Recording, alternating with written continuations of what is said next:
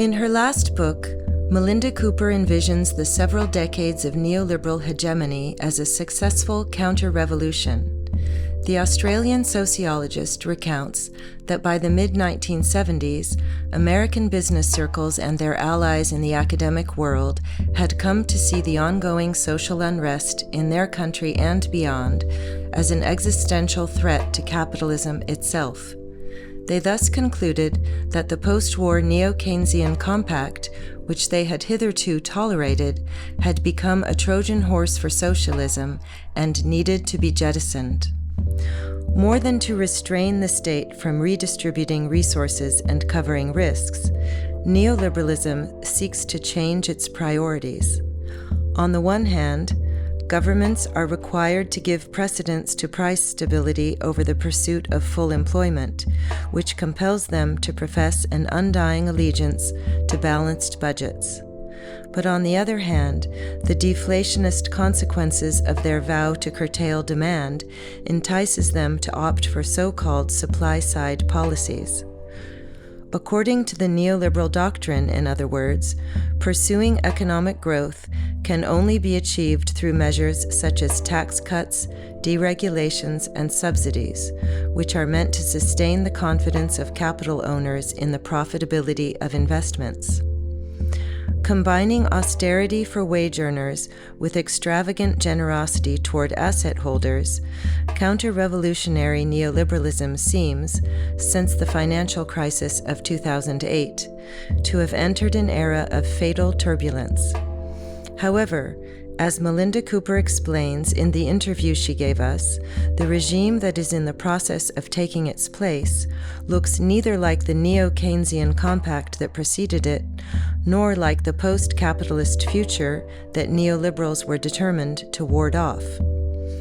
Encouraged by the measures meant to ensure the stagnation of wages and the appreciation of capital, the more audacious exponents of the neoliberal creed did not wait for the waning of their own legitimacy to take on the third pillar of post-war managerial capitalism. Along with their assault on the welfare state and labor unions, they set out, if not to destroy, at least to transform the type of firm that had come to represent U.S. business culture, namely the publicly traded corporation where property is dispersed among a large number of shareholders while power is exercised by salaried managers.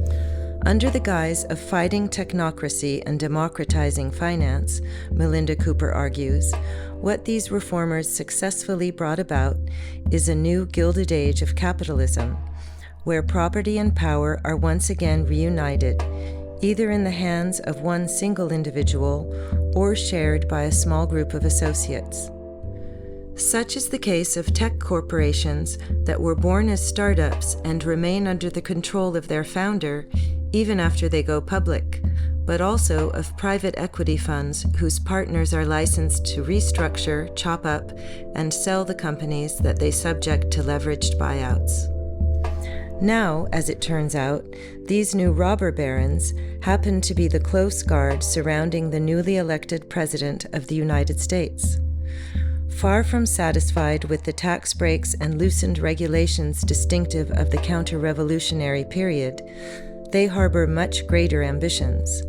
What these oligarchs want from Donald Trump is for his administration to dismantle the public agencies in charge of social programs and public services, and to grant them the management of the tasks that the federal state is no longer capable of administering. To be able to sell public institutions at auction, however, the 47th President of the United States needs the same free rein that his cronies enjoy in their own companies. Hence the so-called unitary executive theory, according to which the powers of the President supersede those of the other branches of government.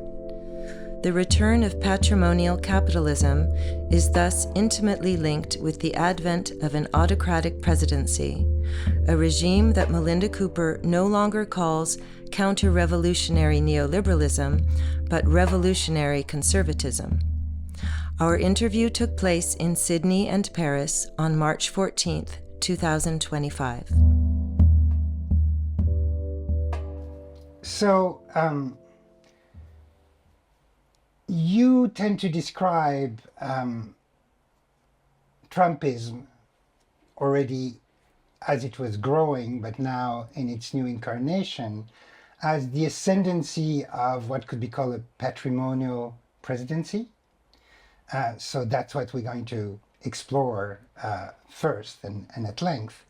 But then to start with, to sort of have a cast of character, what do you see as the main distinctive features of Trump cabinet's appointees?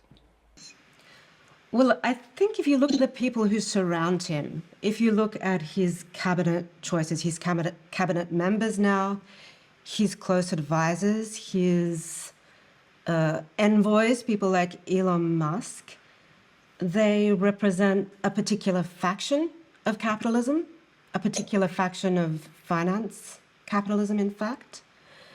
And this tells us a lot about what Trumpism is.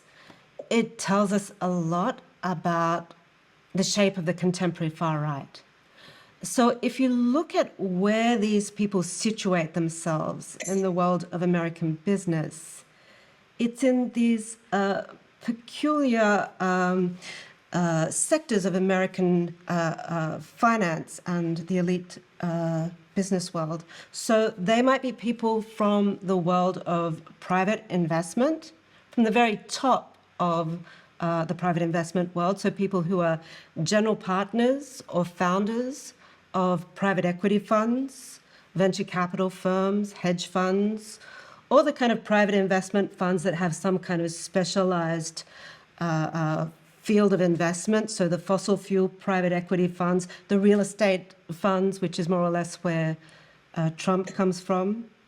And on the other hand, you have these people who you could describe as private capitalists, people who own majority shares or controlling rights in closely held companies. Many of them from a kind of new generation of company, many of them who are founders of these new tech firms. And these firms for a very long time were private. When they went public, these founders retained this founder-like role. So they retain controlling shares in these organizations. So it's private investment fund partners or founders, and they're the people from the very top of the world of private equity, and then they're founders or the owners of private companies, okay? And I think there is a certain continuity here between Trump 2.0 and Trump 1.0. So many of his very close advisors first time around were private equity managers, billionaire hedge fund managers.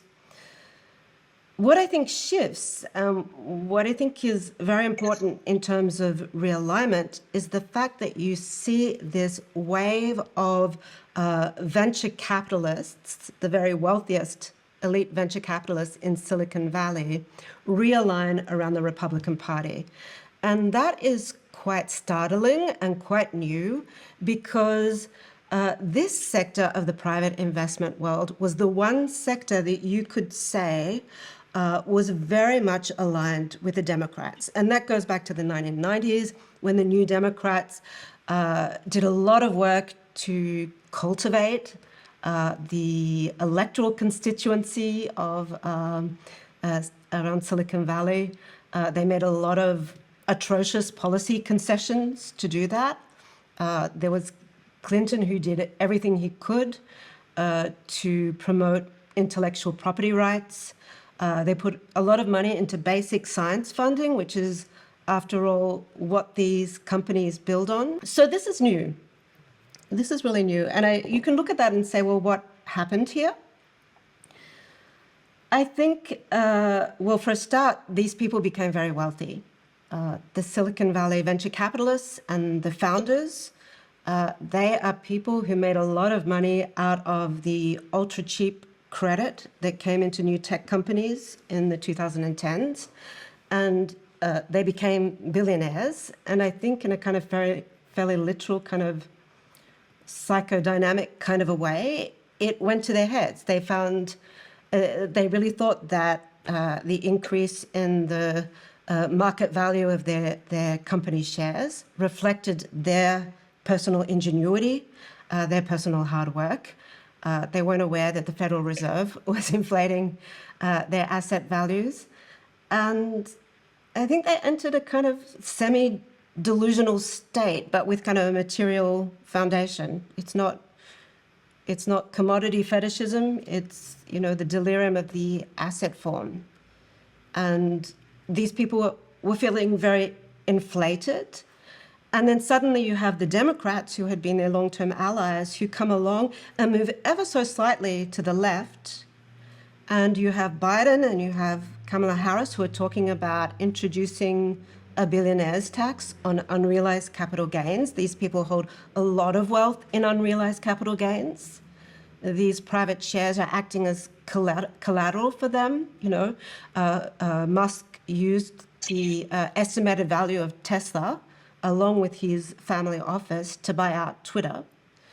So to tax that private wealth would be a direct hit to them. They understood it that way, and it was.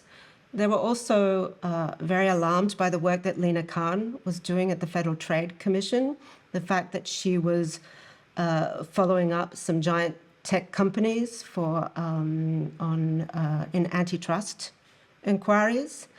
And there was also the fact that some of them were very heavily invested in crypto, Andreessen and Horowitz, and they were angry that the Consumer Financial Protection Bureau was proposing to see crypto as securities and to regulate them as securities. So we're talking about the very top of the Silicon Valley wealth chain. These are the richest of the Silicon Valley elite and people who had become billionaires. So they en masse defect to the Republican Party. And this creates a very consolidated alliance of a certain sector of capitalism around Trump. You have almost all the private investment funds, or the very elite echelons of the private investment funds that are now arranged around Trump. And I think that is quite a dramatic shift. So there's an element of opportunism. There's an element of people getting even richer than they were and that getting to their head. So there's kind of an asset or unrealized capital gain folly that takes over them. So that would explain why they shifted and why you have this sort of new aggregate of capitalists now joining the Republican Party under Trump. But looking at your work, this seems to be like the culmination of a long trend, which can be seen as the crisis of the publicly traded corporation, in a way, and this ascendancy of patrimonial capitalism. So the question then is, what does the makeup of Trump's entourage tells us about that recent transformation of or within US capitalism? Yeah, so it's important to note that you can go back as far as the 80s, before in fact, and you'll see that these closely held private companies, often these dynastic businesses, are very active on the extreme fringes of the Republican Party. So you already have the Coors beer dynasty. You have the Koch brothers, of course. You have the DeVos family. And they're very active on the not quite, I mean, they're certainly not the mainstream of the Republican Party, but they're very active on the ideological edges in their kind of fringe subcultures. So in the Council for National Policy, the Cato Institute, they're actually creating a lot of these networks and institutions. So I think, I mean, there is a recognition that this kind of form of capitalism in American history, particularly in the later part of the 20th century, tends to be ideologically quite hard right, you know, and very much has very much a sense of its difference from the corporate mainstream that agglomerated around the New Deal state. Okay, so I think Eisenhower has, in some letter, wrote that there's this crazy fringe of Texan oil billionaires, the Koch brothers, I think he was referring to the Koch brothers' father, who think that the New Deal state is socialism on wheels, and they're really quite fringe. They're of absolutely no significance, but they're really quite weird and very zealous. So, 40, 50 years later, they're still quite weird, still very zealous, but not fringe anymore. They still were somewhat fringe in the 1980s. They're doing a lot of institutional building, creating a lot of networks. And there are these kind of channels of communication between the Republican mainstream and these far-right networks. And you have figures that are always trying to enter and push things to the right. The Gingrich gang and, Gingrich and friends. They never quite manage to do that. And it has to do with two things. Firstly, the corporate business form remains hegemonic, okay?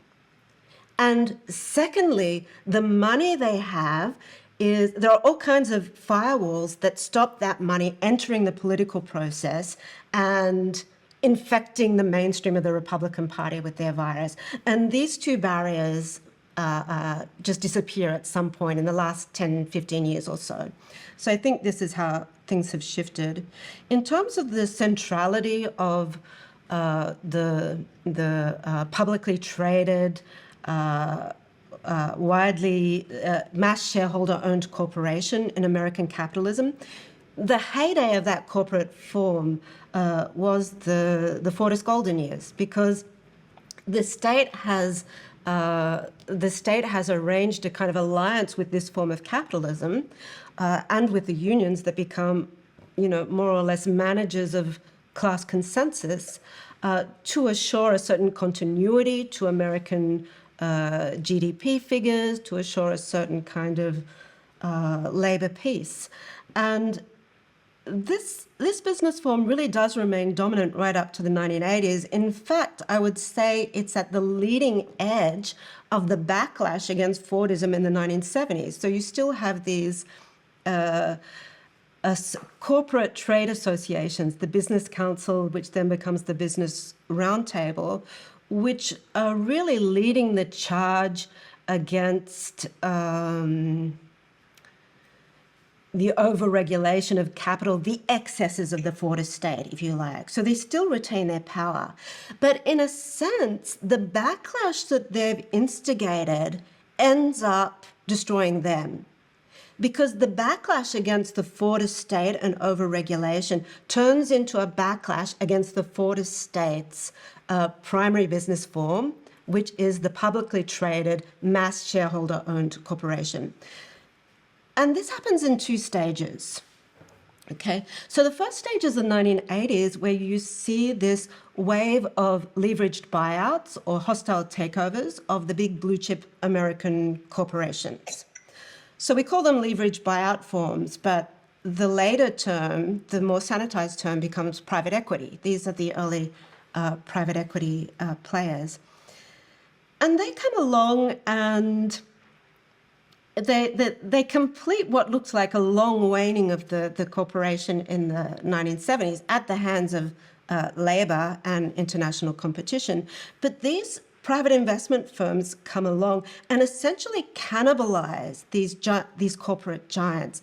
They look at them and say, we can treat these as investments, like any other investment. And so what they do is that they take these firms private, they dismantle them from the inside, get rid of the peripherals, with the hope of bringing these firms back to market, reselling the shares that they now own at an elevated price. So the whole purpose of this enterprise is simply to make capital gains on the shares that they have taken private. Okay. You might think, what an absurd thing to do. Surely the corporation is about producing greeting cards or cars or whatever were the big corporations that were taken down by the corporate raiders at the time. But these private investment funds have existed for a long time. They've always been about making capital gains. When they went into oil prospecting, it was simply to make money out of selling the right to the oil wells. They weren't interested in the oil itself.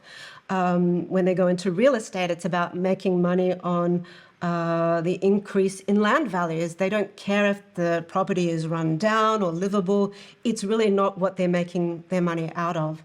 So for these private investment firms, these corporations were just an obvious target for their investment strategies, and they managed to make quite a lot of money out of it. And you get a first kind of wave of new family dynasties that arrive at this point. If you look at some of the corporate raiders at the time, either they already had family wealth, or they were people like William Simon, the Treasury Secretary, who becomes a multimillionaire and then billionaire. And now his children have this giant family office.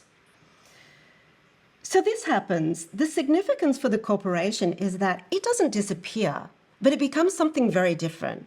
And it's almost as if the corporation has introjected the spirit of the private investment fund into its kind of internal, this is getting a bit psychoanalytic. It didn't introject, it internalized the private investment fund so that now the whole rationale of the corporation, its management priorities, its forms of discipline are about creating capital gains on share value.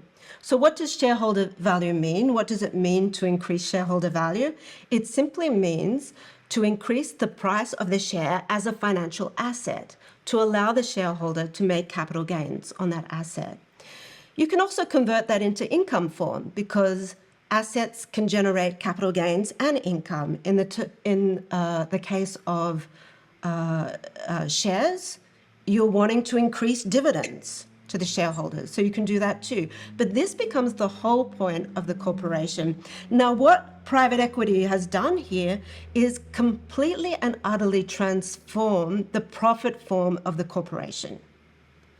To get a sense of how this has shifted, think back to the classic Fordist corporation. To make a profit here, you need to make a certain profit on the sale of mass commodity production. And once you have made that profit, you reinvest it back into fixed capital and into the production process. So factors of production, not just fixed capital, but also labor, because you need to create productivity gains that will allow you to make gradually more and more surplus. This is a very different profit form to capital gains, because in a sense, the whole process, the whole cycle of producing commodities, it may still be there, but it's the least of your concerns. You may just simply outsource it to another country, because what you're interested in is the share price. Now, share prices during the Fordist era were much more closely correlated to the industrial profits that a corporation was making than became the case after the 1980s, when there's actually an argument in agency theory that profits can be high, but shareholder gains very low. And really, you don't care about the profits so much. You care about the price of shares and the dividends that are being returned. So let's forget about making profit through mass production. This is where it makes sense for this new kind of manager to completely destroy whole production units of a company, because that is not what they're interested in. They're not interested in that profit form. And today you see tech companies that for years are not making profits at all. They may be making losses, but they're not interested in that. They're interested in the value of their share prices. Okay? They may be private or they may be public, but they're interested in the capital gains. So that happens there, and this changes also the persona of the manager, because it's usually he may look like, the professional manager of the past, but he's really acting like a private investor too, like a general partner. And agency theory has done everything it can to make sure that the incentives that drive him are the same as the general partner in a private investment fund. So that is the whole rationale behind paying people with their stock options. Because if your income is directly correlated to the value of the shares, then you don't care about profits, you care about share value. Okay. So that's the first shift, I think. The 1980s is where this happened. But if you think of it, the corporation is still there, you know, and IPOs don't disappear. In fact, the 1990s is the heyday of initial public offerings. So the second big shift is in the 2010s, and so this is where suddenly you have these startup firms that are staying private for very long periods of time. And you're seeing a very dramatic shift in the internal structures of these corporations that endure even after they go public eventually. Okay, and this is where I think you're seeing a real shift to what I call the patrimonial firm. So this is partly accidental and partly fateful. Everything looks fateful right now in retrospect. But, you know, at the time it might have been hard to anticipate. So in 2012, I think the Jobs Act, Obama's Jobs Act was enacted. And this, ironically, was supposed to kickstart the market in IPOs because there was a fear that the very harsh regulation of banking credit that had been brought about by the Dodd-Frank Act would starve these corporations, these new companies of funds, and they wouldn't be able to come to market. You'd have a kind of big slowdown of the traditional IPO market. So what they did to enable an alternative source of funding was to relax the rules on the number of limited partners that a venture capital firm or private equity firm could have. Okay, so suddenly they could have a very large number, and this means that they could raise enormous amounts of capital and not only compete with the traditional banks to fund these new firms, but also outcompete them. They became the major funders to new companies, fledgling companies of all kinds, but the major impact was in the big tech sector. And this coincides with, this is 2012, so this coincides with this long cycle of Federal Reserve quantitative easing that lasts almost a decade, I think, and which is really all about making credit as cheap as possible and bumping up the price of assets, including stocks. So these two things converge to create this effect where there is just a tsunami of private credit. And these companies find that they have so many offers of credit from not just from venture capital, but now from private equity funds. They're flush with credit, and this means they don't actually even have to go public. They can remain private for years on end, and they can remain private until they reach unheard of valuations. You know, they're valued at billions of dollars, and they're still in the private markets. Normally, to get that kind of capital base, you would have to go public. You would have to sell shares. That was the kind of traditional pathway that a company followed. You have to lose all the privileges of being public, not being so regulated, having a lot more, I guess, autocratic control over your company to get the kind of capital that an IPO allows. And this trade-off no longer functions. Okay, so you have these so-called tech unicorns, and they're all the kind of familiar names of, you know, the Silicon Valley widget world. It's like Dropbox and LinkedIn and what have you, and Uber. And these are companies that have extraordinary asset valuations, but remain private. Now, the significance of this is that by remaining private, they're able to hold on to internal organizational structures that are very different from that of the classic managerial corporation. Okay, so to put it in a nutshell, the founder or the founders retain control of their baby for a very, very long time. It remains in this kind of larval state where, you know, the romanticized startup founder who has to let go of his baby at a certain point, now he can hold on to his firm and retain very tight control over all the company's decisions, and a lot of power over employees, a lot of power over his own compensation package.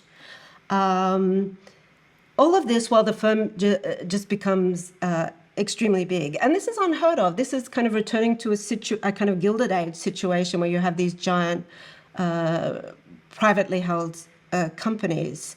And that was considered something that just could no longer be sustained in the world of big industrial corporations in the 20th century.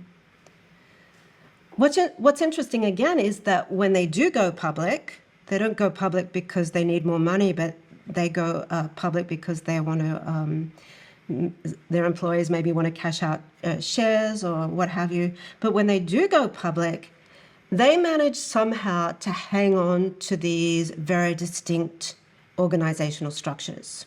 Okay, so the founder or a group of founders remains in control of this company even when it has gone public. And the way they do this is by reviving these little devices that were traditionally used in family-owned companies, the dual-class share structure. There's other kind of little contractual devices they use, which essentially mean that even when they lose majority control of a company in terms of share ownership, they retain control. Even when they lose majority ownership of the company, they retain absolute control. So they have a kind of minority veto over any decision that the company makes. And you might think, well, you know, who cares? A lot of people were willing to buy into these companies.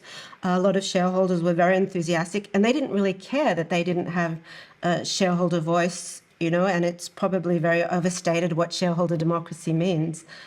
But I think the really key issue here is that to have this controlling share of the company means that they also have absolute power over how the company's income is distributed internally. And who would have guessed they have this marked preference for distributing upwards in quite extraordinary ways. So there are these people who may be minority owners, but have majority control rights, and who are earning or drawing in these extraordinary compensation packages. And basically creating the situation where they become billionaires very, very quickly. And around that whole situation, there's a whole kind of mythology of the founder, a kind of romance of the founder that becomes quite ubiquitous in these circles. Ubiquitous, popular among the founders at least, maybe not among the Uber drivers. But if you look at, say, the screeds of Peter Thiel and, you know, his far-right friends, Mencius, Mold Beetle or whatever, and Nick Land, Moldbug,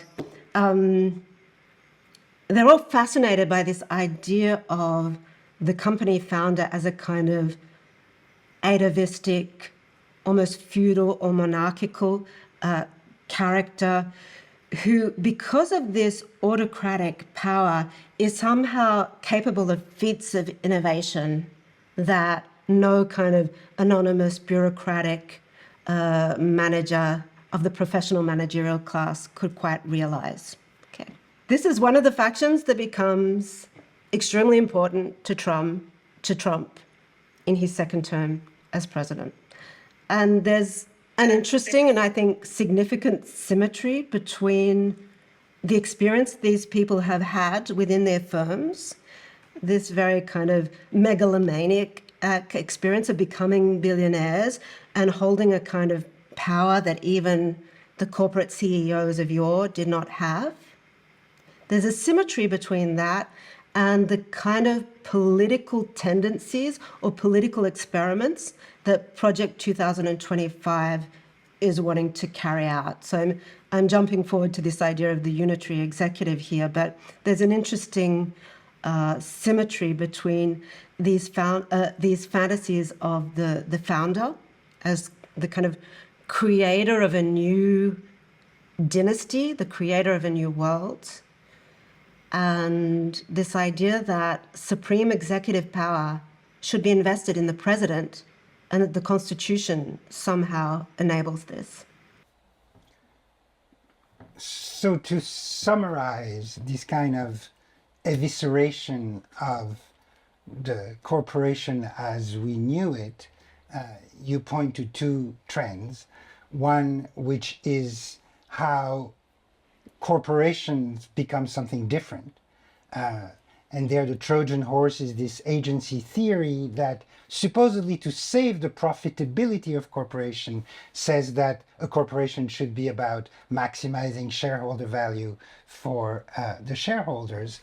But in fact, this is less about salvaging the corporation that is over-regulated in the late Fordist era or even threatened, but it is really something that will completely transform what the corporation is. So that's what happens on the one hand. And then on the other hand, you have these sort of private investors who eventually, or private entrepreneur, who eventually go public, but they go public while retaining the structure of their private capital. So this is how this double ascendancy of patrimonial capitalism occurs. But the other thing that you point out, which is I think crucial, is the fact that what gets lost in all that is the interest that capitalists have in what used to be called profit.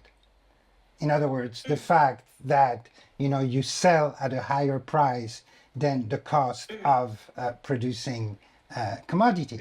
That form of profitability, which was the ideological motive of all these reforms, goes pretty much out the window because now it is about capital gains and even more unrealized capital gain. So in a way, it's the credit of the company rather than its profitability that becomes the essential part. Okay, so that's what happens at the corporate level, and you mentioned already how it's going to be in a relation of symmetry with the political, with the unitary theory and the Trump mutual fascination with these new moguls. But practically, how does the Republican Party will become the vehicle of this neo-patrimonial capitalism? In other words, how will the Republican Party will succeed in harnessing them? You can see why they have affinities, but what was like the wedge that allowed it? Firstly, I might respond to some of your comments because I just got some new ideas there. So they're still interested in profit, right? It's just a different profit form. Okay, so we've gone from so-called industrial profits, there must be a better word for that, to capital gains. And, capital gains is the profit form that is characteristic of private equity and other private investment funds, primarily business partnerships, under New Deal securities law. So that is their kind of trademark profit form. So again, when I say capital gains becomes important for everyone, even corporate leaders, that's where you see that it's almost as if the model of the business partnership, the limited liability company or the limited partnership gets translated into the corporation or gets internalized into the corporation so that it becomes something other than itself, even when on paper it's a listed corporation. The second thing, yes, this idea of the eclipse of the corporation that agency theorists were celebrating in the 1980s when they were talking about leveraged buyout firms, I think by many has been read as a kind of celebration of this idea of shareholder democracy. And shareholder value ideology gets conflated with that. But I think there are a lot of different constituencies feeding into that moment, okay? And I guess making use of the leveraged buyout boom for their own ends. And when you look closely at agency theory, so the work of Jensen and Meckling and Eugene Farmer as well, they're not interested in corporate democracy at all.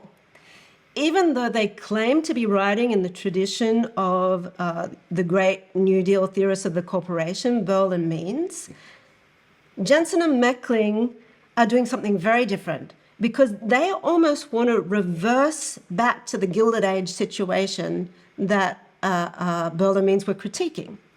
Okay, so when you look closely at what Jensen and Meckling are actually doing, when they're talking about the agency problem of the firm, this kind of mismatch of incentives between the professional manager and the shareholder, for them, that problem is resolved in one type of firm in particular.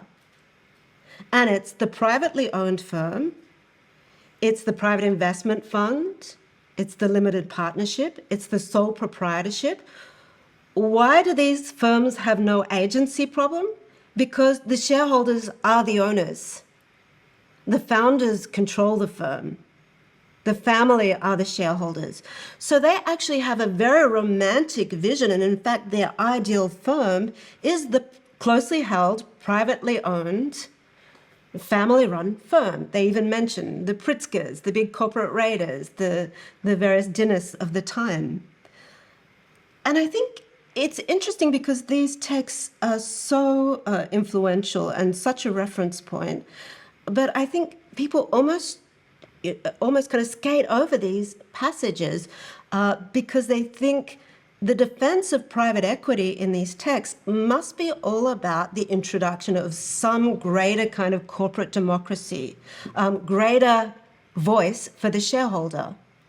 And in fact, what these people are about is saying that private equity is good because there is no democracy. Okay? These are private forms that are highly autocratic because the owner is the shareholder. Okay? And so I think what they're anticipating is this process by which the norms of the private equity firm and the unincorporated private family-owned company become generic, become ubiquitous, and almost come to define the corporation in general. So there's that, and I thought I should mention where the term patrimonialism comes from. So I take it from Weber. I don't think I'm a Weberian. I don't have any kind of fealty to that, but I do find it very interesting the fact that he's using this ideal type of patrimonial capital in contrast to what was thought already to be the ascendant form of capitalist organization, which was the managerial corporation. And he's not sure whether this is quite capitalist or not. He's talking about patrimonial capitalism, but he's not sure whether they're quite compatible. And if you look at the mainstream of business history in the 20th century, the argument is always that the time arrow of economic modernization is moving away from the family-owned patrimonial form to something to a structure where there is widely dispersed ownership, and where the manager is really someone quite exchangeable. They have no personal affiliation to the firm, and certainly their income is not porous with the income of the firm. Okay, so Weber has this phrase, in the patrimonial firm, the office is inseparable from the household. Okay, so personal wealth is inseparable from the wealth of the business. And there is general consensus in the 20th century business literature that this is a thing of the past. And in fact, when business historians are extolling American capitalism, when they want to explain why American capitalism is so much more vivacious and innovative than European capitalism, it's because the Europeans still have these big family firms, and the Americans have transcended that. They've moved towards something that's much more impersonal, that's much more democratic, if you like, and that's much more professionalized. Okay, so you can see why Weber, writing at the beginning of the 20th century, would think, well, is patrimonialism even compatible with capitalism? It's odd because he came from a big business dynasty family, so this is probably why he was chewing over it. what I find interesting is that there's a kind of echo. It's almost as if there's an internal reference within his work, a kind of internal historical reference. And that is his doctoral thesis, which is this quite compressed, very short, very straight history of the limited partnership or the partnership as business form. Okay. So the partnership as distinct from the modern corporation. Okay. And the partnership has a very different history. He traces, some people trace it back very, very far. He traces it back to early modern Italy, and he says that the partnership is distinct in that the business relations here are kin-like. They're kind of convertible into kin relationships. And they're business forms that take a kind of household form. So it doesn't have to be a biological kinship relation, but you have networks of business partners, brothers. Okay, it's a kind of an adoptee relationship. It's exclusively male. Okay, so these are fraternities. And they constitute these business households in which the income of the household also becomes, the income of the business also becomes their family income. So there's a kind of inheritability to that income. So when you look at the history of the partnership, this remains quite constant. I mean, the general partnership actually is a family business, but limited partnerships are a little bit more elastic. They can bring in people from outside the family, but nevertheless, it's as if the horizontal kinship relation between brothers still dominates and stamps these business relationships.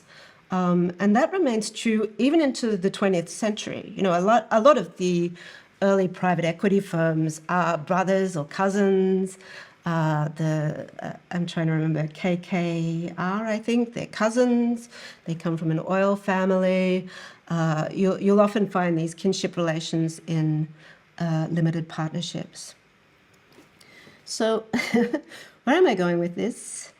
Yeah, so I think what happens with private equity is that the way it evolves from the 1980s onwards is that it's still a partnership firm, but there is a moment where it becomes legally possible for these partnerships to draw in immense amounts of capital from institutional investors. So they're partnerships, but they start to be able to access the same kind of capital base as corporations. Okay, so that kind of difference in scale between the corporation and the partnership disappears. I mean, it's embryonic in the 1980s, but I think now what we're looking at is a situation where you look at some of these big tech corporations, and it's almost as if there's a private equity firm hidden within. You know, it's kind of embalmed within. And so it's very difficult to draw the line between the classic patrimonial form of the partnership and the corporation today.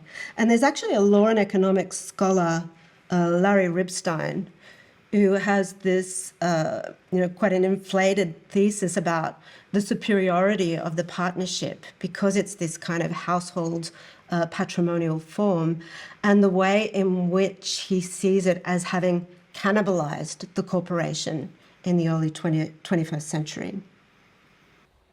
Thank you for this precision, but going back to the political is how does the Republican Party manage to harness these people and to sort of make the Republican Party their home?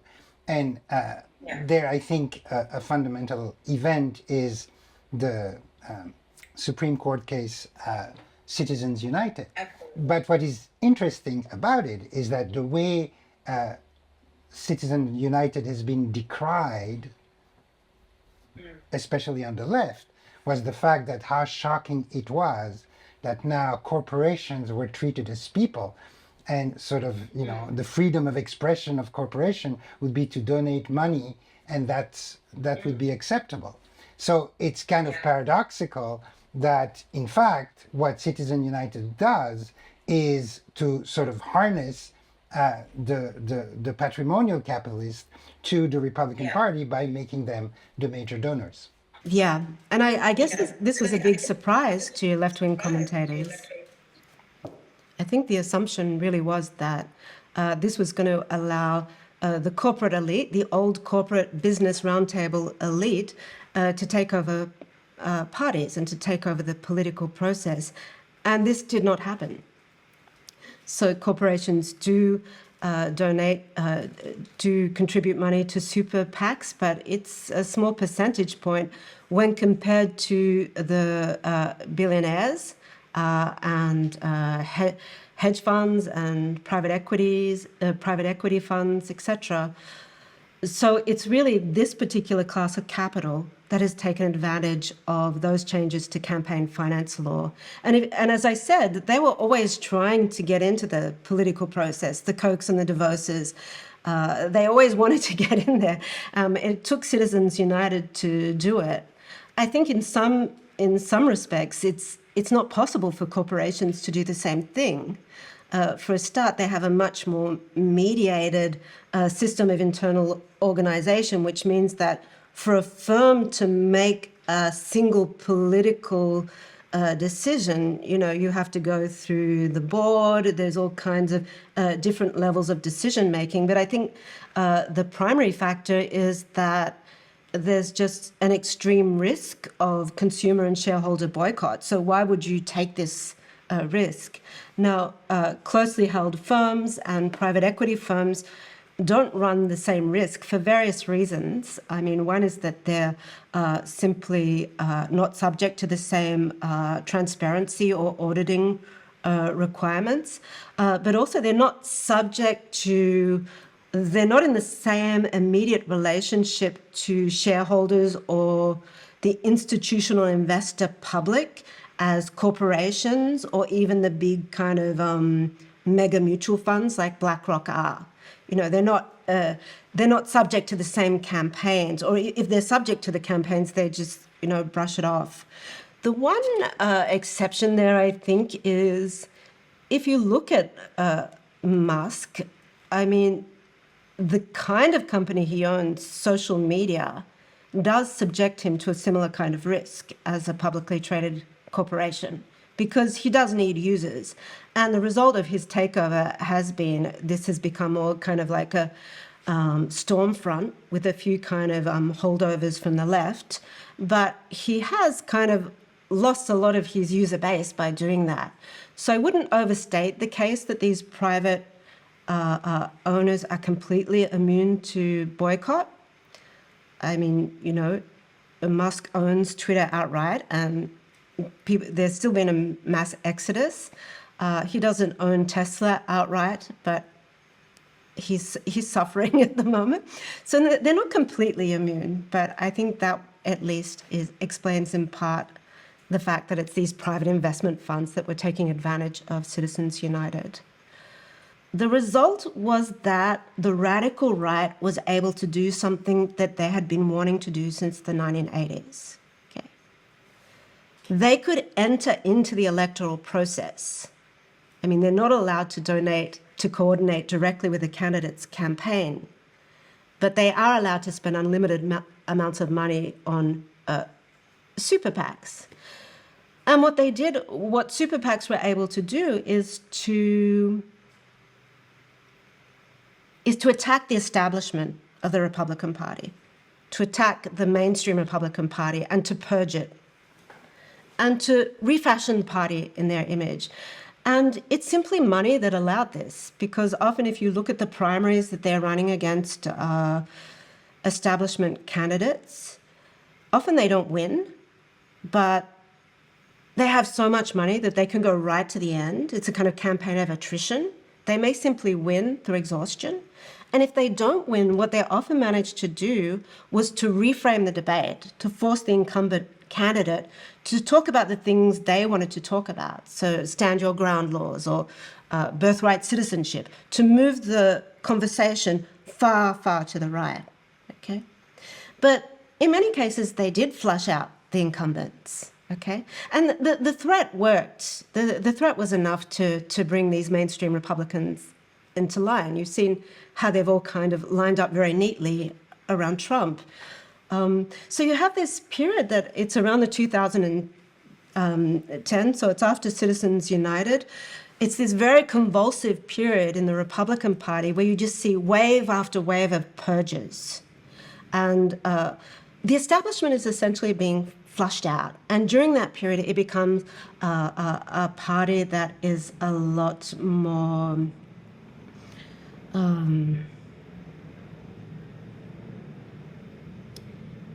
It's a party that has been cannibalized by its own far right.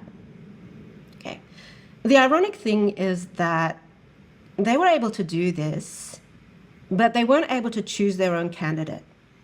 So, the donor class put a lot of money and effort into remaking the Republican Party in their own image, into making it a kind of machine, a revolutionary conservative machine.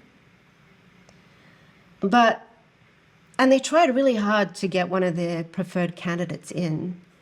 Trump put no effort into this. I mean, he let others destroy the Republican Party, and then he came along and took advantage of it. It's the kind of vulture capitalist model. You purchase distressed assets on the cheap. So it's the ironic outcome of this whole process that these people completely remake the Republican Party, but the one thing they can't control is the figure of the presidential candidate. I mean, Trump is the populist glue. None of their preferred candidates have that. So he becomes indispensable. The outcome of all that is that these private investor billionaires are able to use their wealth to refashion the party so that it conforms to their ideological views. But more than that, they now are the party. They're the people who are Trump's advisors. They're the people who are in government now. The Schwartzmans and the Musks and what have you. So they've remade the party in their own image and installed at the height of power within the Republican Party their own class of capital. At the same time, if they were only speaking to their own tiny little base, that wouldn't be enough. So once they remake the party, or in the process of remaking the party, they have to develop a whole discursive strategy that will expand far beyond the beneficiaries of their policies to what is now become the Trump base. So then the question is, what are the features of the anti-corporate discursive strategy of the Republicans? Who are the enemies that they target? And how do they succeed in blending what you call elite and popular grievances against the system, which is seems to be the strength of the Trumpist movement? Yeah, I mean, they've had an extraordinarily successful populist strategy. And I think its roots can be traced quite far back. There has always been a kind of anti-capitalism of the far right. I mean, that's true of all far rights. I think what's distinctive about the American version is that there's an element, a current within the American far right that is deeply libertarian, deeply attached to the idea of free markets. And this produces a particular kind of anti-capitalism or pseudo-anti-capitalism, because the kind of capitalism they oppose is the corporate form. Okay. It's a pseudo-anti-capitalism because they're attacking one faction of capitalism to elevate another, which is their own. But just leaving that aside for the moment to try to understand its internal logic, the kind of anti-New Deal libertarian right in the United States has a critique of the big corporation that I think is quite distinct to the US. in its details.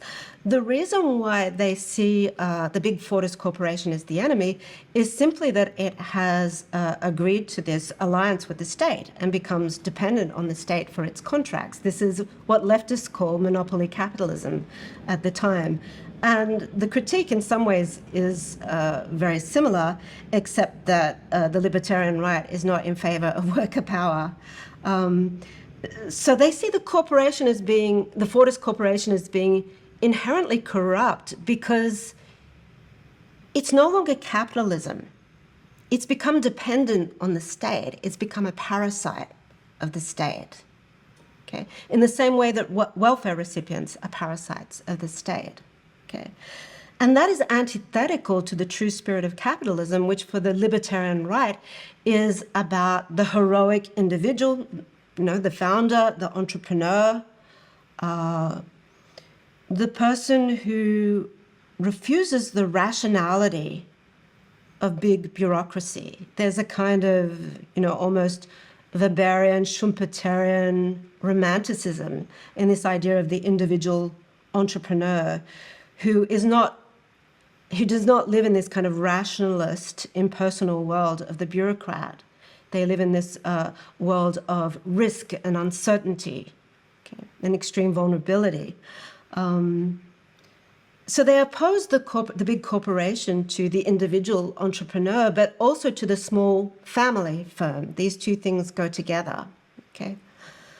So they're certainly not defending the workers against the corporation. What they're defending is the little guy, the little man or the small producer, and that is the small business, a term that is made to do a lot of work because the small business can refer to someone who is a blue-collar sole proprietor, a painter or an electrician, and a large part of the working class belongs to that category and always has.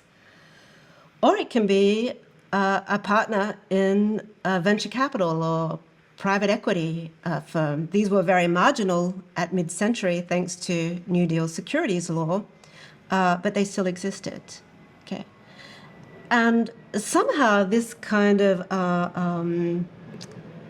romance of the small producer or the little man or the small entrepreneur, that extends also to the very wealthy private capitalists who have not succumbed to the deadening rationality and sameness of the big corporation. What they see in the corporation is two things. They see mass democracy, okay, and that is what's corrupt. The simple fact that a corporation is open to a mass shareholder public, for them, it just does not sit with their idea of what capitalism is. This is no longer capitalism. It's too democratic. But it's too democratic, but it's also too elite because the corporation has created this new, horrible, distinctly modern elite, which is professional, bureaucratic, which has lost all the romance and risk-taking of the truly heroic individual entrepreneur. So too democratic, too elite, the two go together. You can kind of see an anticipation of the critique of woke capitalism here. So I think that kind of populism has very deep roots on the American right. I think it really becomes activated in the 70s and 80s. And Ronald Reagan was key here because he's a little like Trump. He had that kind of populist genius, and he embodied or thought he embodied the little man, because at some point he had been this kind of hybrid of Hollywood contractor and salaried actor. He had been a kind of quasi unionist in the Hollywood studios. So he confected this whole image of himself as a kind of the small sole trader and unionist who was working against the big studios, the big corporate elite, the kind of Hollywood liberal corporate elite. And he managed to exploit this imagery in such a clever way, beginning in the 1970s, where he and parts of the right wing of the Republican Party were reaching out to, speaking directly to that part of the working class who, on paper, are small business owners. They're small proprietors. And you can tell these people, well, you're actually part of us. We're all small business owners. And you perhaps have more in common with business owners and capitalists as a class than you do with your fellow workers and unions on the one hand, because the unions are always trying to overregulate you. They're always trying to get in the way of your business. So you have more in common with the capitalist, the private capitalist of all kinds, than you do with the unions, your fellow workers, and the corporation, because of course the corporation is your enemy. So I think this kind of trick has been repeated many times over on the Republican right. It manages to really dig roots in the 1980s because the unions decline and because so many people who could work part-time as trade contractors in the building trades, for instance, but also as employees, are now back in this world where they're really small business owners most of the time. They have to fend for themselves. They don't see any solidarity with the wider union movement. And they've perhaps been persuaded by the right that the wider union movement has been taken over by elements and demographics with whom they have no cultural affinity. The public sector workers, the women, upstart school teachers, they're educated, they're liberal, okay? The public sector workers who are black, who are very militant, and who are making wage gains in the late 1970s when blue-collar workers are really in a state of utter, defeat. So it's very easy when these two sections of the working class are experiencing the crisis of the 1970s in different ways, it's very easy to mobilize one against the other. And I think the Republicans did that very successfully. How they managed to keep doing it is in some ways mysterious, but in some ways I think it can be accounted for by the fact that Trump's the alleged wave of blue-collar working class voters who are attracted to Trump, I think when you look at the data in more detail, turn out to be small business owners. So I think a lot of the data is confusing what's going on here. I'm not convinced that there was a working class swing towards Trump either in 2016 or recently, although we still have to wait for the election data from the census. I think what is happening here is that right-wing populism has managed to infect the public understanding of class in such a way that people are able to see a small business owner working in the blue-collar construction or trucking sector as working class, okay, on identity markers alone. Why I think it's kind of infected the general understanding of class is that when you look at, say, exit polls, or if you look at newspaper reports on exit polls, often the data that might be relevant to an analysis of class is very sparse. So you might have income at most. You might have education, okay? And you might have sector. But very often it's just education and sector and these very broad kind of income bandwidths. Nothing about family wealth, nothing about debt, nothing about employment status, nothing about property ownership. All of which, at a minimum, are key factors in any analysis of class today. So often it's on the pure basis of non-college educated that there is this assumption of a kind of working class affiliation with Trump. But there again, there's a double aspect to it, it seems, from your description. On the one hand, you have the little guy that is presented as middle class or working class, but who is a business owner. So that's one side. But then on the other side, you have people who are actually salaried workers, wage earning workers, but who are enticed to identify as private contractor, as independent, right? I mean, the ideological success is on the depreciation of the status of wage worker or salaried worker, which would mean that even if you are one, you would rather identify as a private worker. So there again, the two come together. The Joe the plumbers of the world are supposed to be working class, even though they're sometimes relatively wealthy business owners. And on the other hand, you have a certain amount of actual wage earner who are enticed to identify as private contractor.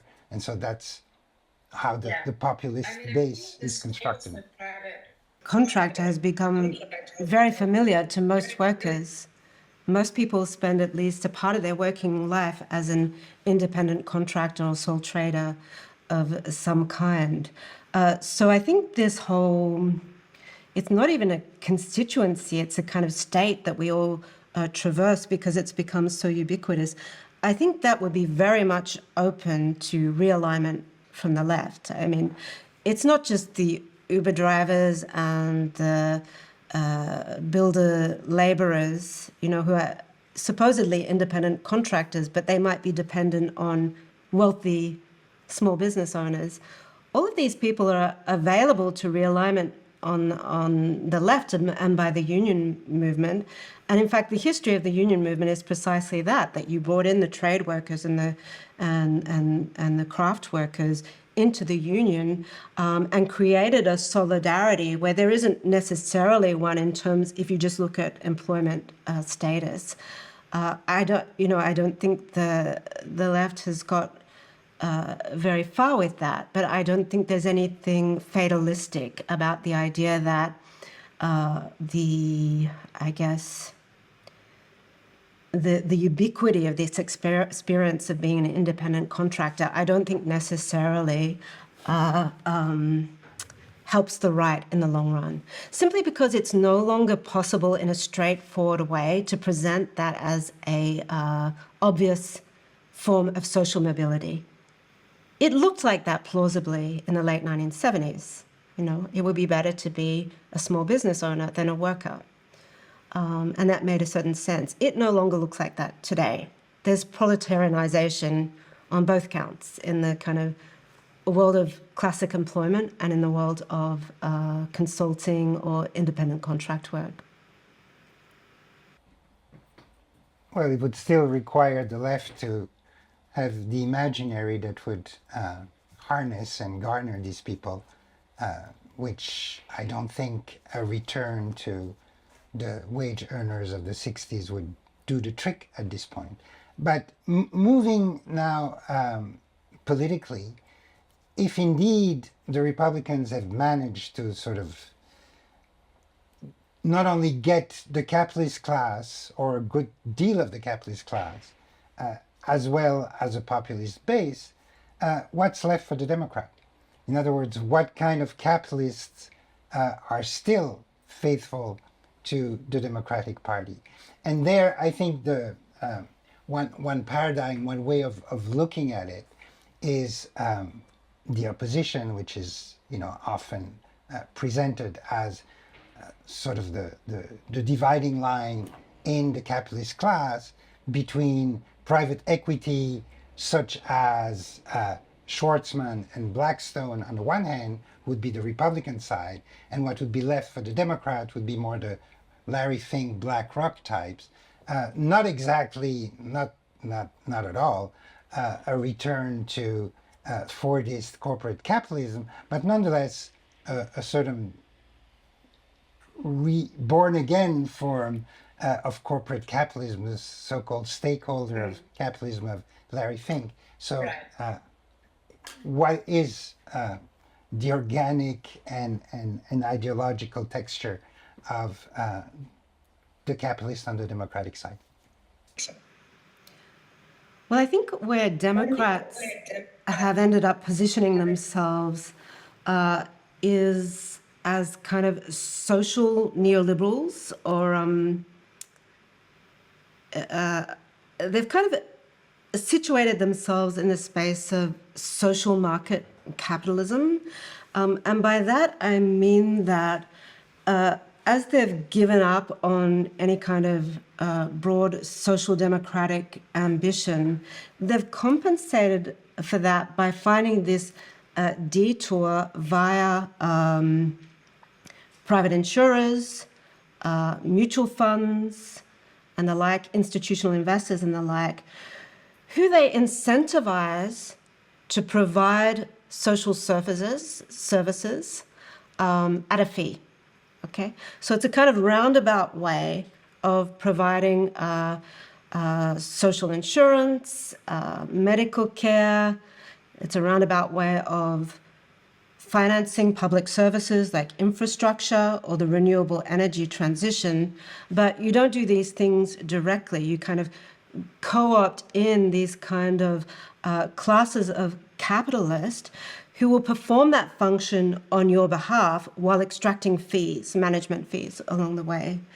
And I think you can see that really clearly when you contrast the Clintons' healthcare reform proposal of the early 1990s with the Affordable Care Act that Obama brought in the 2010s. The Clintons wanted to introduce a system of single-payer health insurance, a universal health insurance system. They failed. At the time, the Republican right offered an alternative. It was the idea of the individual mandate or the personal mandate, and that was proposed by Newt Gingrich. And the idea was that instead of providing universal social insurance, you were going to subsidize private insurers to offer advantageous insurance policies to the general public. Okay, so you provide a social service of a kind. It may be inadequate, but at the same time, you are creating this kind of captive market for private insurers. Now, when you fast forward to Obama, he is doing exactly the same thing that Gingrich wanted to do in the early 1990s. There are genuine progressive elements to the Affordable Care Act, the expansion of Medicaid, but its overriding model is that we're going to subsidize, backstop, incentivize private insurers to offer these kind of okay insurance contracts. Okay, it's not at all adequate as a system of health insurance, but it's great for the private insurers. And you've created this social market for them. So I think the term that Daniela Gabor uses, the de-risking state, describes this model of social neoliberalism that I'm talking about. I mean, that story says two things.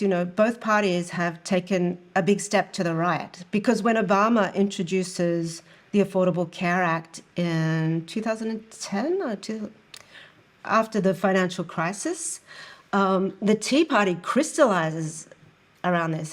It's red hot anger, and this is socialism incarnate. And even Gingrich is accusing them of being socialists. This is socialized medicine, and yet he invented the idea of the individual healthcare mandate. So what's happened here is that Republicans have abandoned a kind of semi-privatization model that they kind of invented in the 1990s. And the Democrats end up in a position where that's all they're going to do. They might expend a lot of energy doing that. They might be very inventive doing that. I mean, Biden's triple legislation is essentially that, the creation of social markets for creating infrastructure. You're de-risking. You're not creating the infrastructure through direct public investments. You're not financing transition to the Green New Deal, far from that. Okay, so this is about as ambitious as they become, but this is for the Republicans now who are, kind of rabid far right. This is socialism.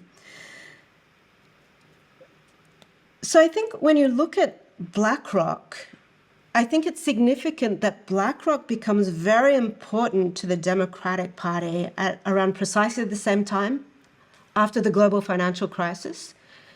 They know they need to do something. They know they need to kind of attend to all these problems, but they're not going to even try the kind of social insurance model, single payer health insurance, what have you, direct public investment model. And so BlackRock becomes very important for them because it acts or it promises to serve as a kind of preferred partner in this model of social market capitalism. If you think of it, what is BlackRock? It's not, you have to realize that the way that New Deal securities law divided the world of finance capitalism is that there's private equity and venture capital and hedge funds on the one side, and they're allowed to do, to engage in very high risk maneuvers. They can take on very high levels of leverage. They're allowed to claim returns as capital gains. And on the other hand, you have the mutual funds. They're not allowed to do any of these things. They can't claim performance fees. They can only claim management fees, which are a set percentage fee on their clients' assets. Okay, so really they make their money from economies of scale. They're skimming off these kind of management fees, but it's a set mostly 2%. And they're not being incentivized to make windfall gains or to take high risks because they're not making their money out of capital gains. Now, if you look at BlackRock, it's a kind of conglomerate of mutual fund families, index fund families, infrastructure funds, which are kind of mutual funds that go straight into their own operated infrastructure, but they're all under the regulatory umbrella of this kind of mutual fund structure. Okay, they do have a small private equity arm, but that's not their main profit-making model. So they're very ideal for the Democrats because, for one, they're already there managing money on behalf of public pension funds and various other kind of employment funds. They already have practice in this kind of work of mass insurance coverage.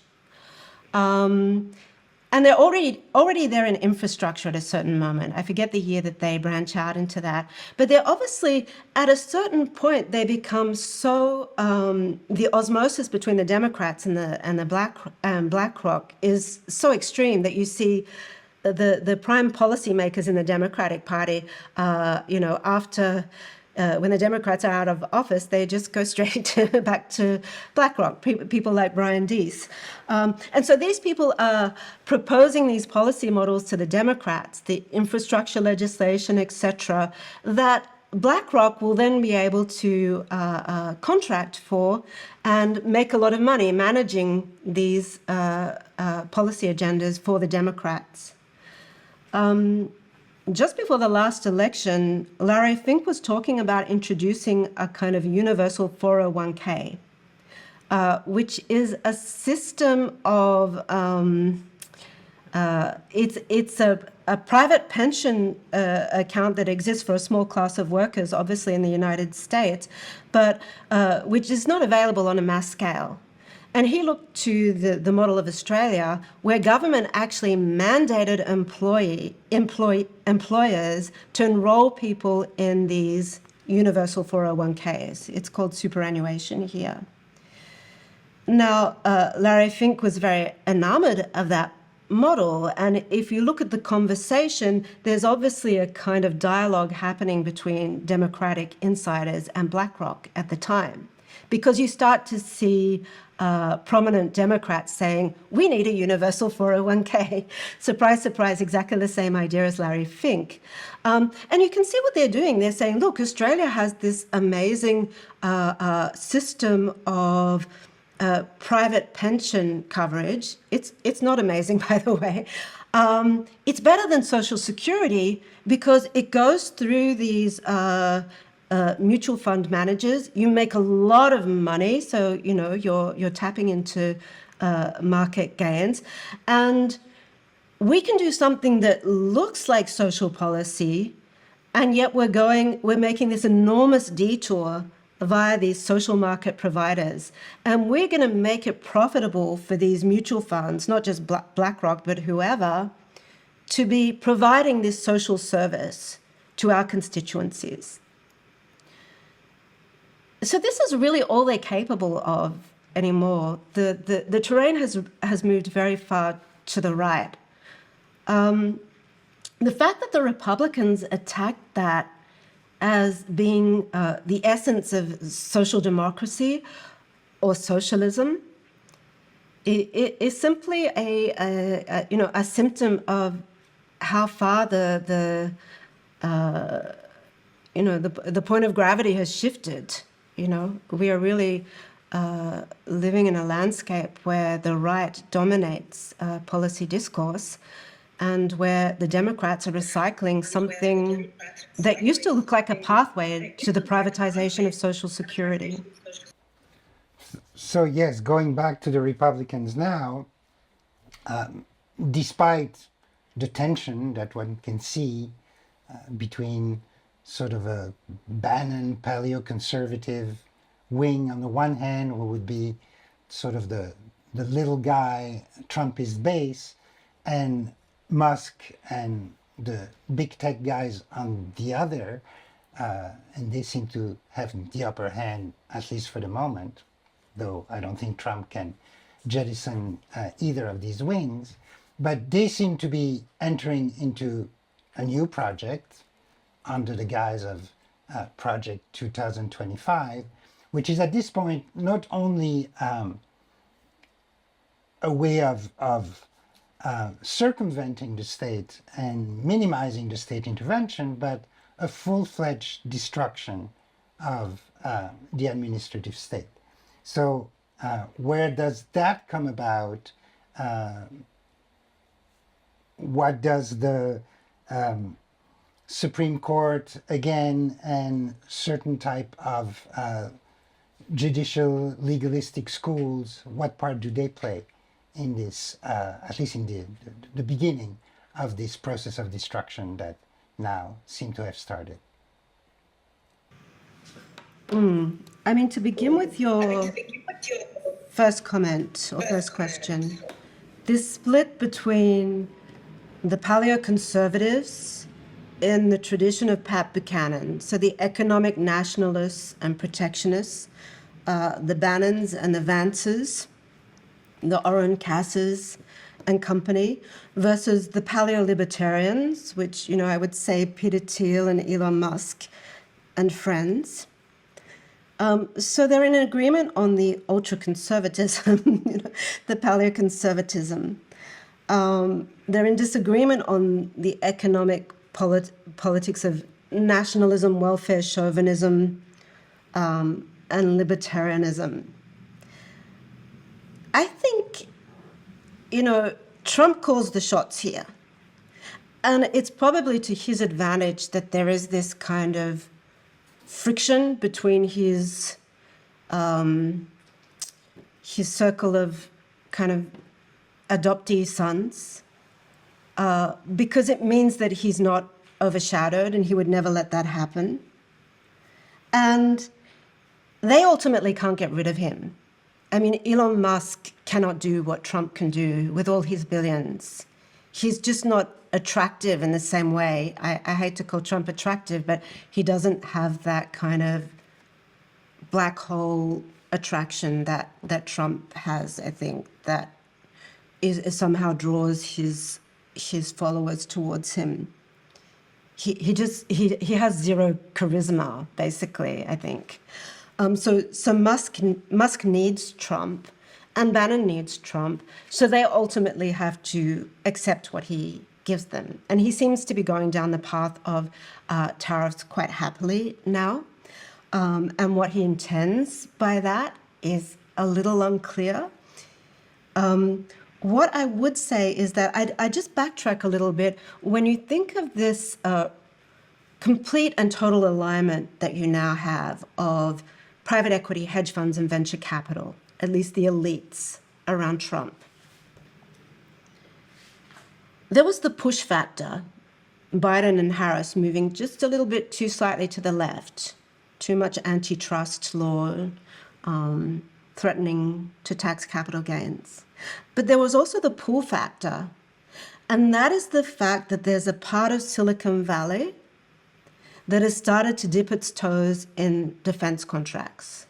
And there's also a push by the Pentagon to start cultivating these alliances with Silicon Valley again. It's a return to what existed, a while back, before the 1990s, when Silicon Valley became a happy Democrat place for Democrats and social liberals.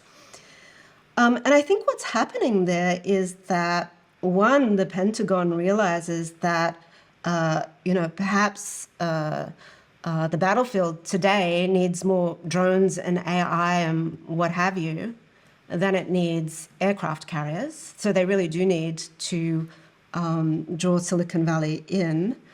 And also, I think for a very long time, it was difficult for Silicon Valley companies to create, to take out defense contracts because they relied so much on export and the global market.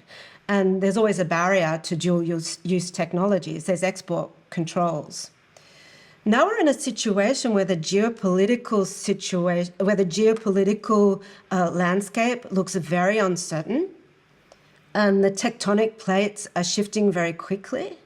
So I think, you could make a calculation that there will be enough internal markets for defense technologies quite soon. Certainly the Republican Party look like they're going to be deploying intelligence and military technologies against their own population on a grand scale, but certainly against migrants. But also they're becoming very threatening towards their neighbors. And also, we don't know where US hegemony is going. I mean, dollar hegemony, as it has existed until now, is looking very fragile, much more fragile than it has looked for a long time, thanks, for the most part, to the US's own actions, the economic sanctions, the kind of negligence, letting Iran bomb oil facilities in Saudi Arabia and basically saying, when you become very negligent or outright hostile, as Trump has become to basically all his allies, people start to kind of make contingency arrangements. And so this whole kind of geopolitical landscape is looking extraordinarily fragile.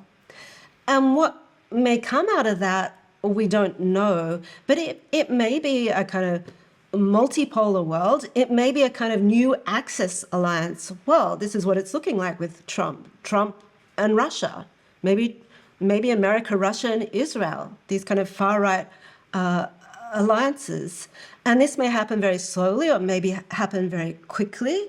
But I think for a lot of these Silicon Valley founders and venture capitalists, it's looking like it's starting to make sense to take out defense contracts. Okay.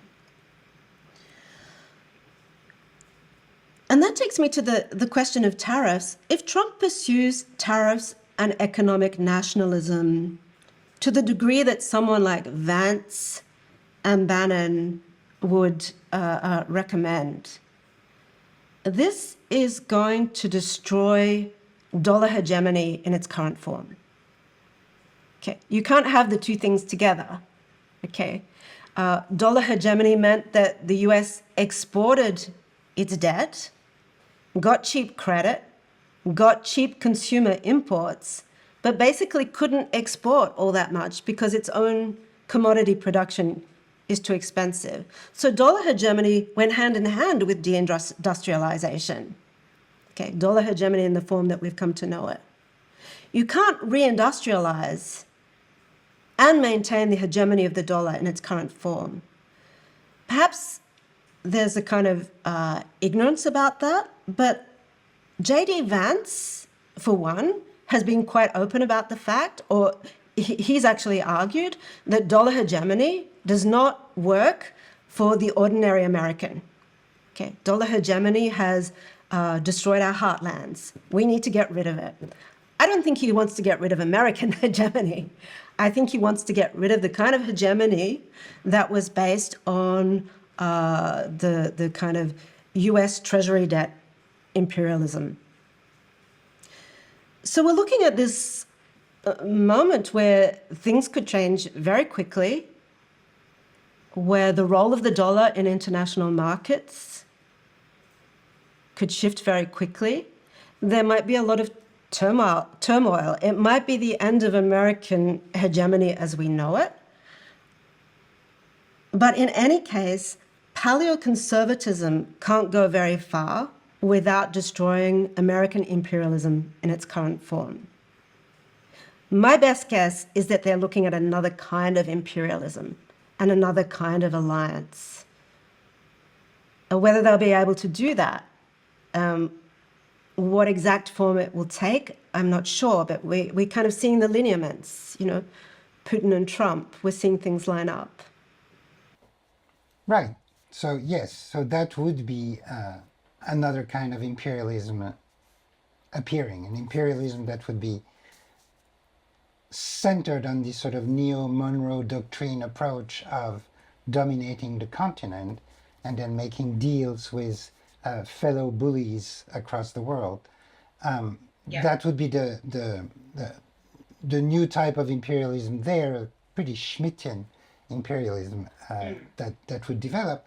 But meanwhile, while they're sort of preparing for that, they're also, going back to that, very active in the destruction of the administrative state on the one hand, while at the same time having Musk and co. using the rest of the state funds as their own slush fund.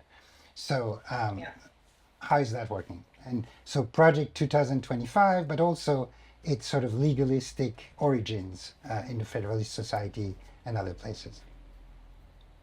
Yeah, so I think if you'd asked me recently if there was a Republican theory of state, I would have said, look at public choice, look at the work of James McGill Buchanan in particular, and what you find there is a constitutional theory of government that attempts as far as possible to put guardrails on the democratic possibilities of American government, the redistributive possibilities. It's not just a theory of state, it's a praxis of state.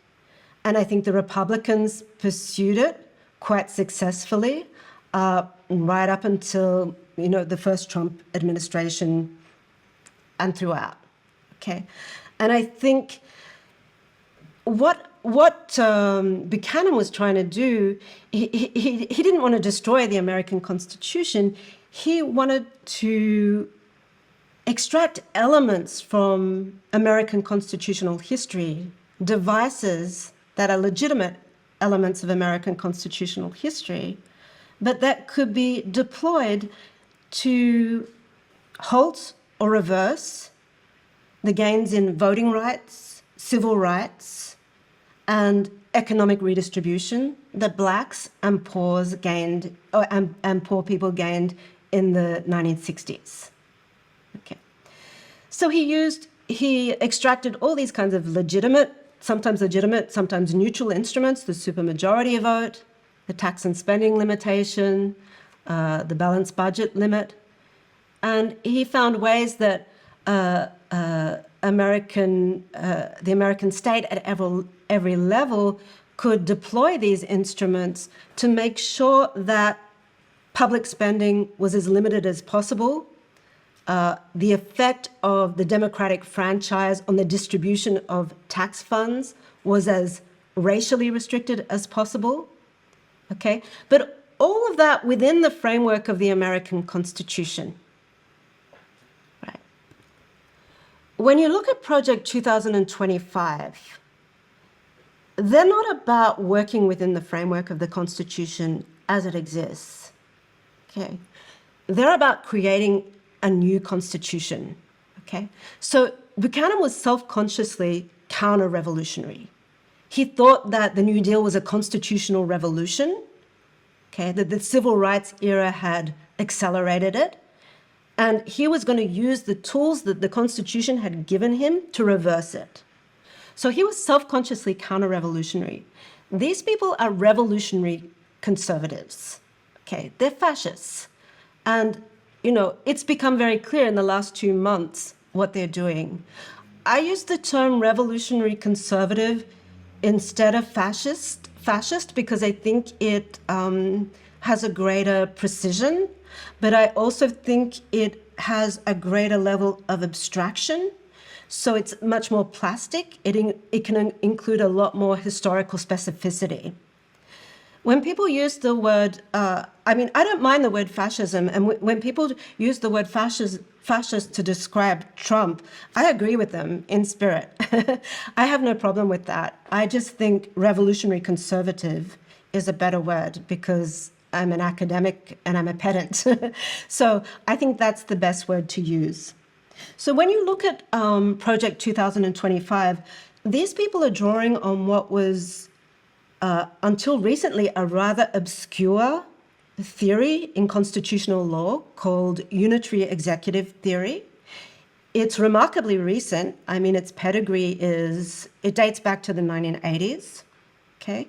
It was invented by members of Reagan's Department of Justice. Reagan's Attorney General Edwin Meese III was the person who really perfected it and tried to promote it from within the Department of Justice. And the crux of this theory was that if you look at the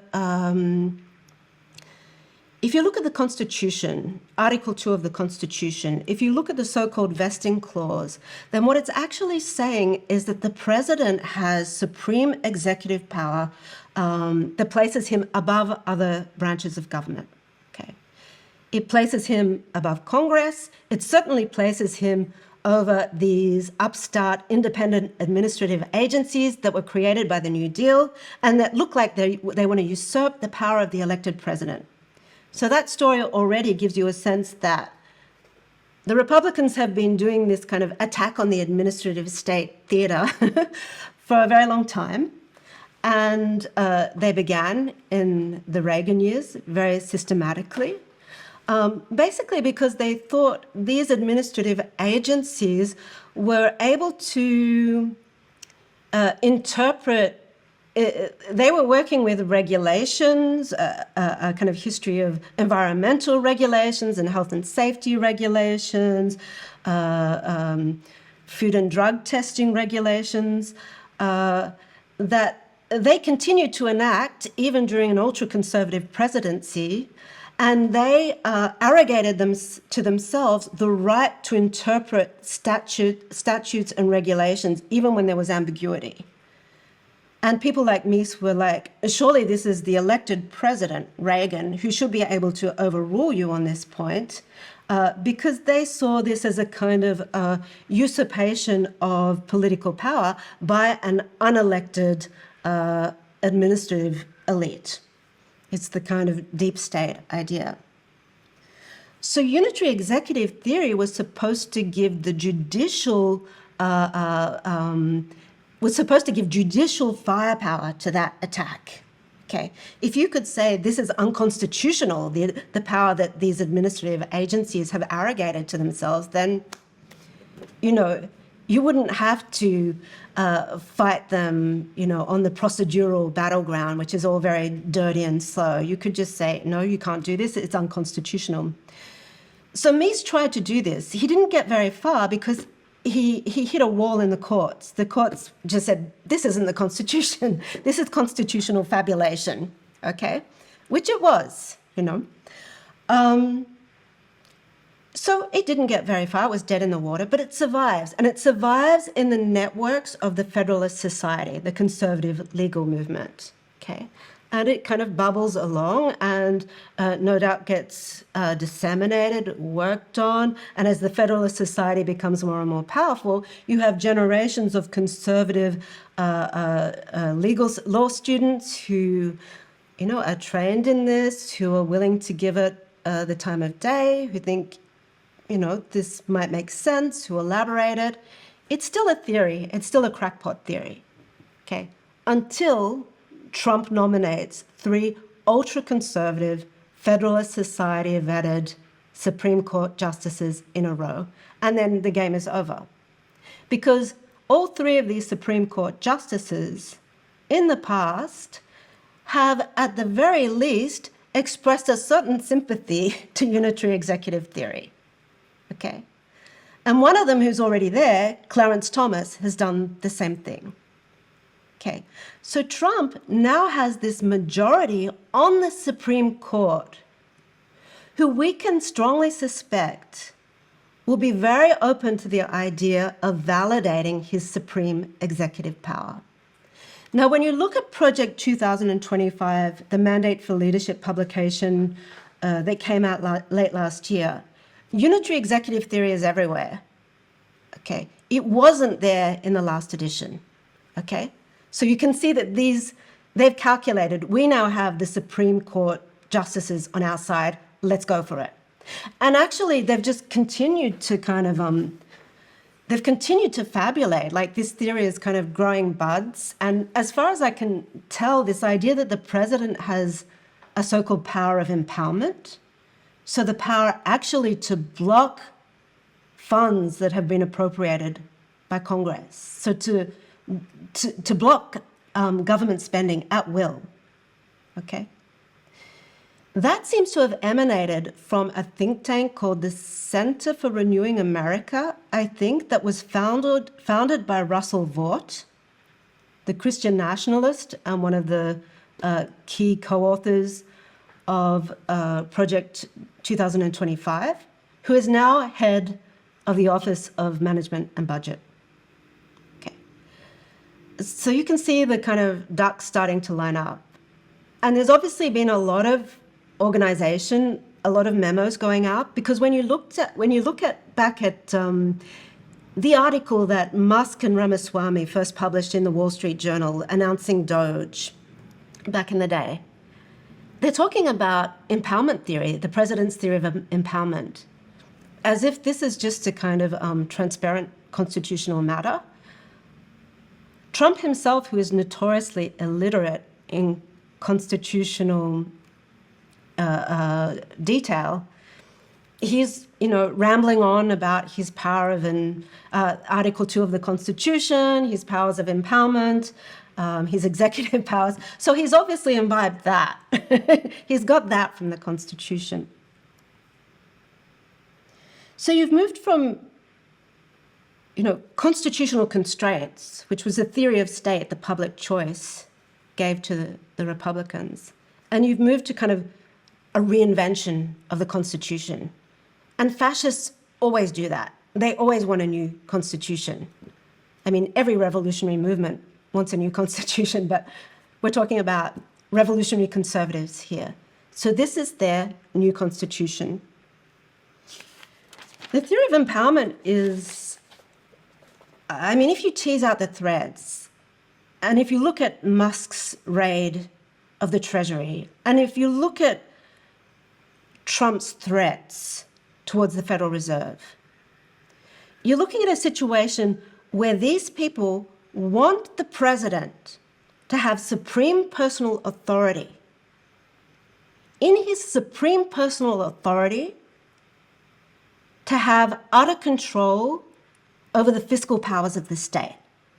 So the person of the president and the Treasury, the most powerful fiscal institution in the world, the American Treasury, merge, or this is the vision. So we're looking at something, I mean, really quite extraordinary. And it's a form of power that I think defies a lot of the analytical language of, recent political theory, because the changes are so fast. It's a kind of merger of the most, I'll get back to what I think it is. So I think, in the long run, the shift has been from the neoliberal state form, which I would describe as an antisocial state. I use the term antisocial state to nuance the idea that neoliberalism is simply anti-state. I mean, everyone accepts this, but they don't go on to the next sentence. Well, why do they keep attacking the federal government or deconstructing the state? It's because their antipathy is toward certain elements or certain kind of archaeological layers of the state, okay? Everything that was introduced into the state under the impetus of the worker militancy, under the impetus of social democratic and radical left movements throughout the 20th century. It's almost as if they want to regurgitate those elements of the state that have forced the state to take on some kind of social obligations or actuarial obligations vis-a-vis its citizenry. So when they're attacking the state, when they're deconstructing the administrative state is the kind of legal catch-all for this kind of social welfare state. What they're doing is attacking one sector of the state. Okay. The libertarians radicalize this attack on the state because they're not only attacking social welfare and social insurance and what remains of public services and public infrastructure. They're also attacking social neoliberalism. They're attacking the Affordable Care Act because they think that goes too far. Okay? And they're attacking the sectors of American capitalism that have been the chief beneficiaries of this. The private insurers, the pharmaceutical companies, they depend on Medicare. They're attacking BlackRock,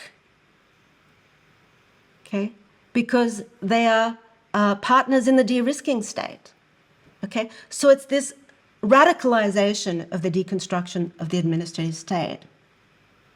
At the same time, you can be 100% sure that they are not going to demolish the Federal Reserve or the Treasury. They're not going to demolish their powers, at least. They may take hold of them. What they want to do is take hold of these powers and reserve their services for a very small circle of beneficiaries who happen to be them and their friends. Okay. So it's a really quite extraordinary heist. You're taking over the most powerful fiscal and monetary authorities in the world, in history. I think you can say that pretty uncontroversially. But they're harnessing them to the interests of this very small, very specific faction of finance capital. Okay. So you end up with this form of power that looks extraordinarily intimate and personal. I think this sounds funny, but we're in an era where we know the faces of the capitalists again. People would make fun of Marx when he talked about Mr. Moneybags, the capitalist, as if capitalism takes that personal form. But we know their names. We know their faces all too well. They're in our face.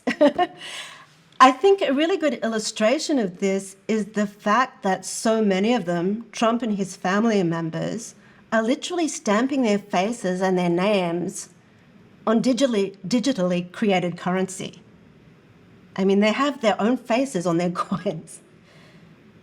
And the key thing here is that, we know that when the value of this currency goes south, the Federal Reserve will be called upon to reinflate its value, to bail out this personal currency. So you're in this situation where you have this hyper-personal form of power that is harnessing the most extraordinary powers of capitalist abstraction that have been seen in world history. And how to theorize that and resist that, I think, is the challenge that faces us. Look at all the lovely people